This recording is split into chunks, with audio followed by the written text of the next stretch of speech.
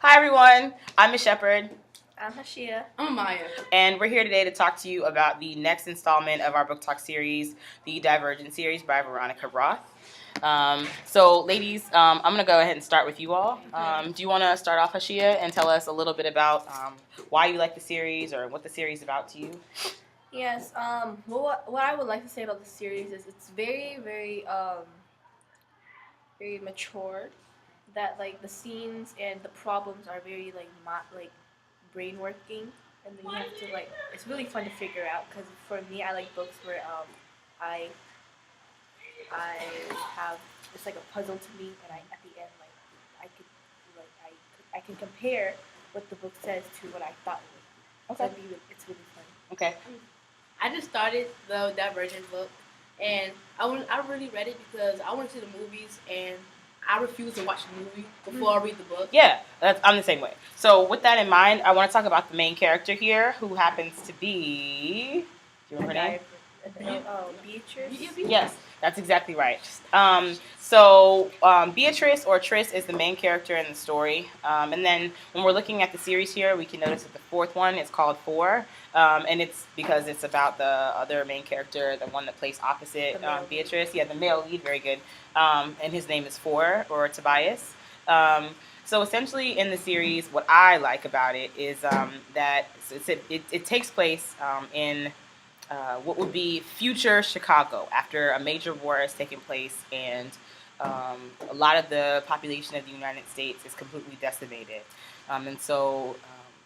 Without giving away too much of the book, there are people that live in Chicago, and they are in this city separated into groups that are called... Do you remember what they're called? Yes, factions. Factions, Mm-hmm.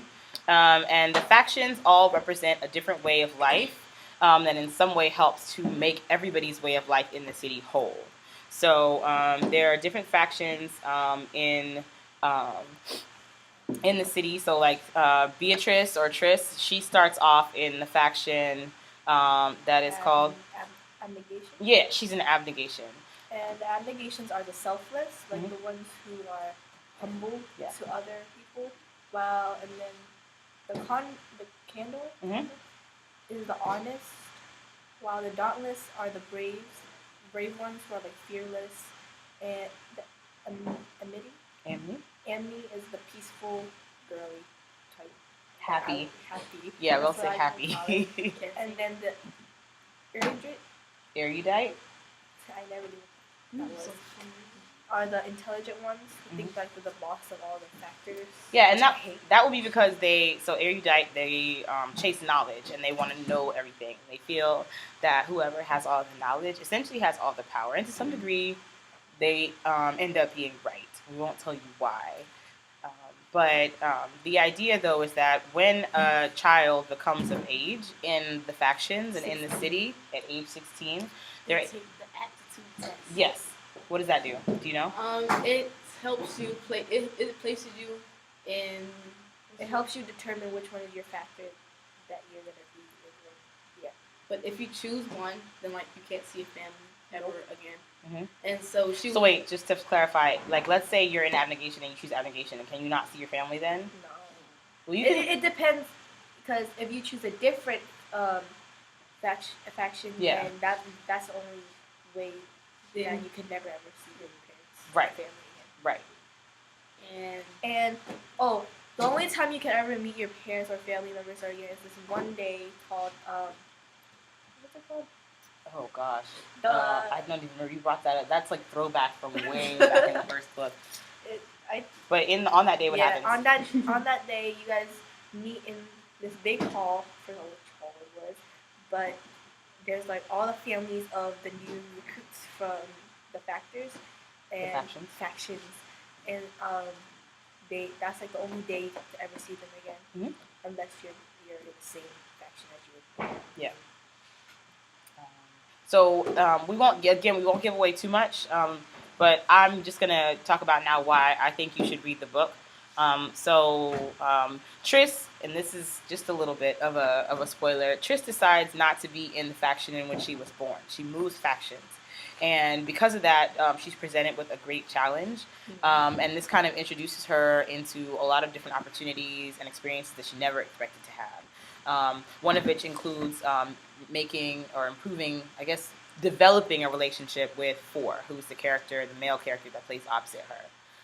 So it ends up being a really interesting story, one that's full of like battles and fighting, and I would say really just her determination to survive and to protect the people that are close to her. And one thing about Beatrice, I still call her that, is that one thing you have to look out for about her is how like she doesn't have that much confidence, but you could definitely tell that as reading through the series that she gains more confidence and courage. Yeah. Because she was not that great. At first, she had to. Well, I can't say that. But there was definitely growth for the character. So, and by the end, there's like this sense of I felt like the sense of pride for her and the things that she had accomplished. So that was really great. And I think you could get deeper into the book if like you imagine like what faction would you belong in? Yeah. Like based on like the personalities they would have. Because I would be in like what's the one the I can't pronounce. Describe what's happening. What kind of what do they do? The brave ones. Oh. The Dauntless. The Dauntless, because I wouldn't say I'm fearless, but if I gotta do something, I'll do it. And she hurts herself a lot. That's why. No. I'm clumsy, but I don't hurt myself a lot. Well, I do, but if I gotta do something, then I have no choice. Yeah, I just do it. Yeah. So definitely, I would be an erudite, being that I love to know things, and I really believe that whoever has the information controls the group of people. It's true. So would I be the way that erudite were in the series? Maybe not. But the point is that they had a point. I would totally be in the Dauntless, not because I want to do all the courses that they take, but the amount of freedom that they have. Okay. Yeah. Like according to all the factions, they have the most freedom in that. I'll imagine it just because I know you so well, I would just imagine you with them, like because they're kind of bossy. You can be mean sometimes. Well, you don't have to be bossy to be I know, but you can be bossy and be in any of the factions. I know, but like, it's just the way her personality is. Well, it ultimately comes down to in the story choice, and that's actually I didn't even think of that, but I just saw it here. So in all of the books, you can see on the back that it talks about one choice. So that's a big part of it. So you'll be reading a story about the choices that Beatrice makes and how those choices affect the people around her. And the community that she lives in. We really hope that you take the time to read the Divergent series before seeing the rest of the movies if you've already seen the first one, because there's some really good stories and Veronica Roth does a great job. Anything else, ladies? One thing I don't understand about the movie version, the second book, is the part where Beatrice runs on top of a building, and then her mom is in the house. Well, wait. You're giving it away. So we're gonna stop there because we want to make sure that you read the story yourself. It's a really, really, really good series, and you should get into it. There are lots of moments like the one that she had just revealed, and so it's definitely something for you to look into. We thank you for your time, and we'll talk to you guys later. Bye-bye. Okay, bye. Arigato mas.